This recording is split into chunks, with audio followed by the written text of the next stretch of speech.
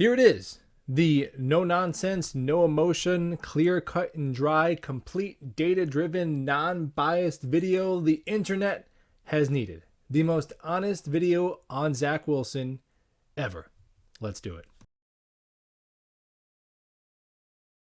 Let's take a step back. Before Zach Wilson was slinging the pigskin for our beloved New York Jets, he was balling out up in Provo, Utah. High schooler, 3-star recruit, went to Brigham Young University. Pedestrian numbers. First 2 seasons, nothing to write home about. Then year 3, he explodes to the tune of a preposterous 74% completions, 33 touchdowns, 3 picks, and we remember the bonkers pro day. All of that good enough to make him the number 2 overall pick in the NFL draft by the New York Jets, who were in the midst of a down to the studs rebuild. Adam Gase, Mike McCagnon out. Joe Douglas, Robert Saleh in. Zach Wilson becoming a rookie quarterback to play under a rookie head coach and rookie offensive coordinator. Typically, young staffs like to bring in a grizzled veteran into the room. The Jets did. He was named Greg Knapp.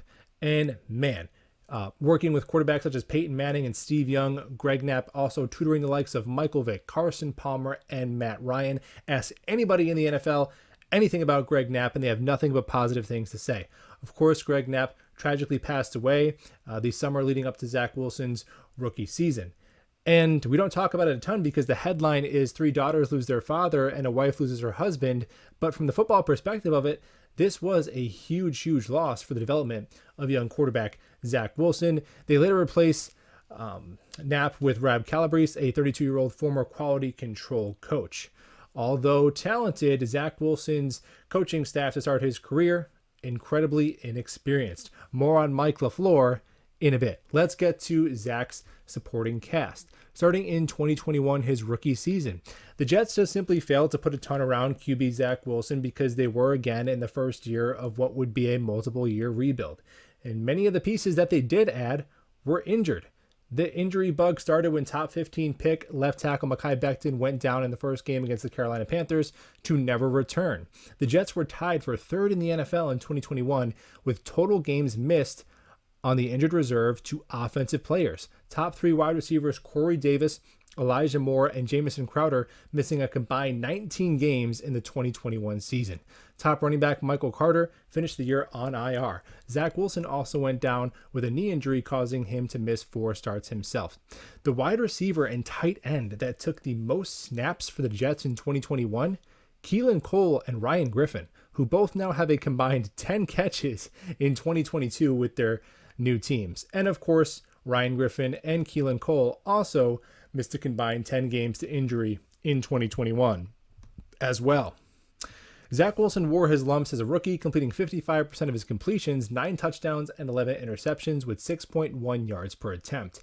Definitely below what most eventual franchise guys put up in their rookie campaign, but the lack of talent around Zach, the flashes of incredible arm strength, and the strong finish left most Jets fans feeling cautiously optimistic about the number 2 overall pick. Flash forward to the 2021 offseason, and as we do that, if you appreciate this, a thumbs up is an easy way to show it. And if you love talking about the Jets and having fun doing it, go ahead and subscribe to the channel if you're not already. The 2022 offseason, the New York Jets understood the assignment, put everything around Zach Wilson so he has every reason to succeed. The Jets made it a priority to give Zach Wilson the protection and the weapons he would need to have a breakout season in 2022. Starting with the offensive line, the Jets made Laken Tomlinson one of the highest paid guards in football. They brought in a pair of veteran tight ends in CJ Uzomah and Tyler Conklin. They drafted arguably the best wide receiver and running back prospects in the entire country in Garrett Wilson and Breece Hall, respectively. The Jets doubled down on offense, passing over other needs such as linebacker and safety to take tight end Jeremy Ruckert and offensive tackle Max Mitchell in the 3rd and 4th rounds. The Jets banked on Mekhi Becton returning healthy, and second-year players like Elijah Moore and AVT making a big leap in their sophomore campaigns. But the best laid plans of mice and men, the offensive tackle injury bug was as virulent as ever. Mekhi Becton never takes a snap. They signed Dwayne Brown and then went on IR after practicing 4 total times with the team. George Fant limped off the field in September and still has not been back. Out of desperation, the Jets move Elijah Vera Tucker to left tackle. He holds up admirably. They kick him to right tackle. Then he goes down for the season. Max Mitchell, a 4th-round pick, is plugged in and looks pretty good, and the Jets are thinking, okay, maybe we can stay afloat, but not for long. Max Mitchell goes on IR. He has yet to return. The Jets plug in a player they scrapped off the scrap heap from the Philadelphia Eagles in Nate Herbig, who fills in admirably at guard as an absolute pit bull in the run game, and then he goes down, resulting in the Jets' right side of the offensive line being made up in journeyman backup center, possible UPS delivery man, Dan Feeney playing right guard, and a player whose name nobody can pronounce off the Houston Texans practice squad playing right tackle. Amidst all these offensive tackle injuries, the Jets offense was able to stay afloat throughout the beginning parts of the season because they found their identity in rookie running back Breece Hall. The Iowa State product was everything as advertised and was on a crash course to win Offensive Rookie of the Year before he tore his ACL in Denver and was lost for the season. Other than Breece and the offensive line going down, the Jets pass catchers have been relatively healthy, with Corey Davis missing a handful of games again. Now, Garrett Wilson has proven to be a legitimate wide receiver number 1. Conklin and Uzama have, for the most part, been advertised, and Michael Carter, you could do a lot worse at running back. Overall, what do the numbers say about the cast that has been put around Zach Wilson? Let's look over pass protection, the run game, his playmakers, and his defense. Starting with Pass Pro. Now, all these numbers are from Next Gen Stats. Over the last 2 years, the Jets ranked 18th in pass protection win rate. They are 23rd in pressure rate allowed and 24th in sacks given up. The Jets' offensive line has actually held up admirably considering the number of injuries that they've had, but the pass pro in front of Zach Wilson has been in the bottom third of the NFL to start his career. The run game. The Jets aren't as committed to the run game as they should be, ranking 22nd in the NFL in run play percentage over the last 2 seasons, but they are fairly efficient when they do run the ball, ranking 15th in the NFL in yards per carry over the same time frame.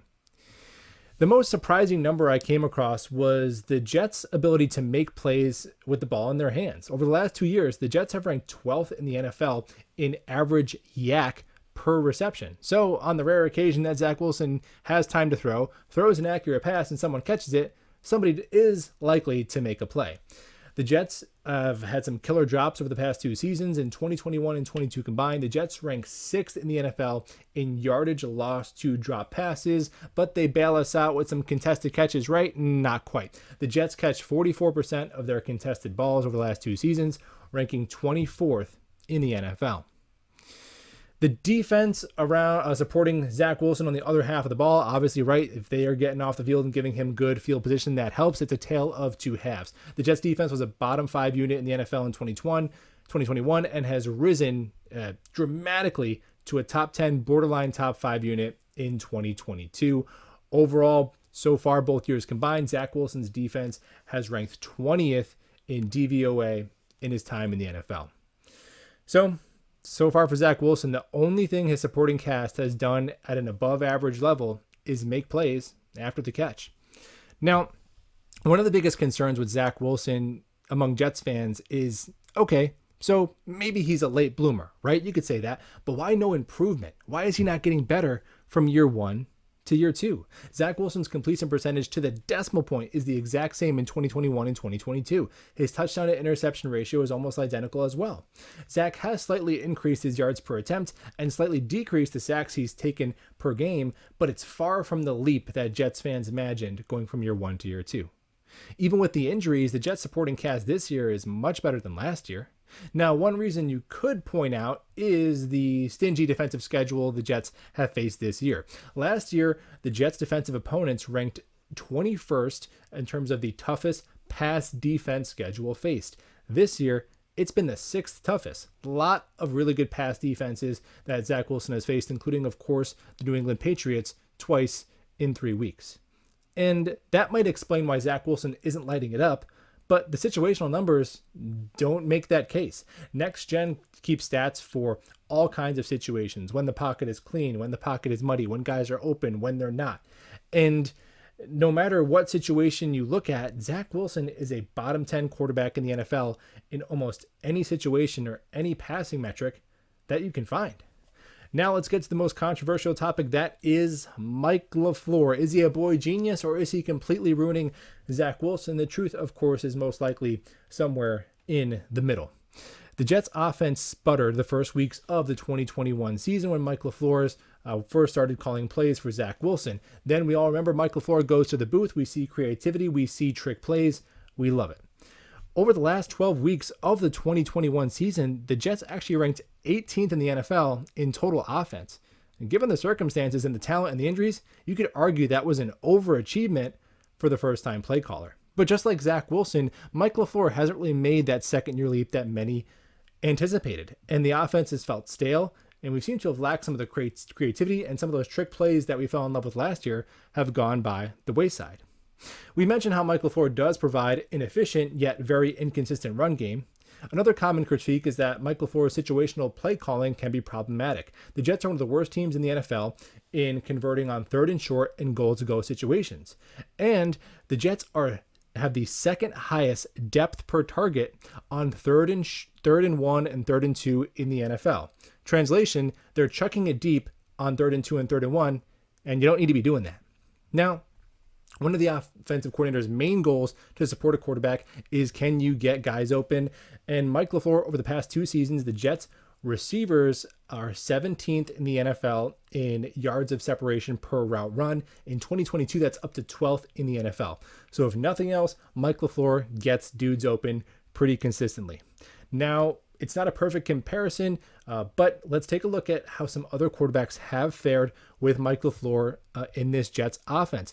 The Jets over the past 2 seasons have started 4 quarterbacks: Zach Wilson, Joe Flacco, Mike White, and Josh Johnson. And all 4 of these quarterbacks have had some good moments, and all 4 of them had some struggles. Let's take a look at this Mike LaFleur passing game with these other QBs.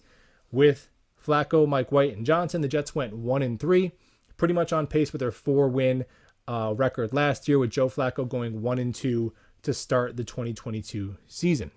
All in total, the games quarterbacked by Flacco, Mike White, and Josh Johnson saw a 63% completion percentage, 16 touchdowns to 12 picks, 7.5 yards per attempt, and were sacked on 4% of dropbacks. Compare that with Zach Wilson over the last 2 years combined: 56% completions, 13 touchdowns to 16 picks, 6.5 yards per attempt, sacked on 9% of dropbacks. Now, some of this production from the backup quarterbacks is in garbage time. Some of it you could say, well, they're veterans, they should know better. But man, it's tough to see, a 38-year-old Joe Flacco and practice squad third string level guys like Mike White and Josh Johnson. Even though they're more experienced, it's tough to see them have a significantly more efficient passing attack than your second overall pick in any circumstance. Now, perhaps the most significant referendum on Zach Wilson's performance, or lack thereof, in year 2 has been the most recent headline, and there are 2 men who had the most valuable asset this franchise has had in 25 years in the number 2 overall pick, and they invested it in Zach Wilson. There are 2 men who have more at stake than anybody in Zach Wilson's success. Nobody wants him to be successful more. Nobody has combed through more of his game tape. Nobody has seen more of his practices. Nobody has spent more time with the young man than Robert Saleh and Joe Douglas. Not you, not me, not Dan Orlovsky, not Chris Sims, not some of the haters who just couldn't never get over the fact that we didn't take Justin Fields and never actually rooted for him, and not Zach Wilson season, on Twitter. None of us had more at stake or pulling for Zach Wilson more than Joe Douglas and Robert Saleh, and they just benched him. They benched him in the midst of a 6-4 playoff run, and they benched him for a talented, capable, accomplished, still relatively young backup quarterback with a really good resume like Tyrod Taylor, Teddy Bridgewater? No. They benched him for Mike White, a former 5th-round pick who has spent most of his NFL career on practice squads, who has 3 career starts. That is as damning an indictment on Zach Wilson's trajectory in year 2 as any of the data we've put before ourselves today. So to summarize, Zach Wilson, incredibly talented, and for the most part of his young NFL career has had far below average pass protection. He's had way too many drops, not enough contested catches to help him out. The injuries to himself and his teammates have significantly derailed his development. His offensive coordinator is a lot like him, talented but unproven. He's had the benefit of a fairly average to above average run game and a really good defense this year. He also has incredibly talented players who can make things happen after the catch when he does find them with the football. Zach Wilson has found himself in a situation not that different to many other quarterbacks who are highly taken in the draft. You're going to a rebuild. You're going to a new regime, most likely. You're going to have a lack of talent, a lack of depth, a lack of continuity. And we've seen some young quarterbacks go into these situations and just put the team on their back and thrive immediately. And those guys are rare. Those guys are special. And you'd hope for rare and special with a 1 in every 25 years selection. But if we had that, if we had a Joe Burrow and Andrew Luck, we'd know by now. And we don't. And we need to come to terms with that. But can Zach Wilson be a late bloomer and become an average to even slightly below average franchise quarterback? If you look at this Jets defense and the trajectory of the team overall, even though that may be a disappointment with the draft pick, we'd still be okay. We'd be in good shape if we can get average to slightly below average quarterback play on a rookie deal on this team. And if Zach Wilson is to prove me wrong and go ahead and be like that guy we thought we were getting with the number 2 overall pick, he will go down as the single biggest statistical anomaly, the biggest outlier in modern quarterback development history, taking first place right over Josh Allen. That's what we're all rooting for. That's Zach Wilson. The whole truth and nothing but. And we'll talk ball soon.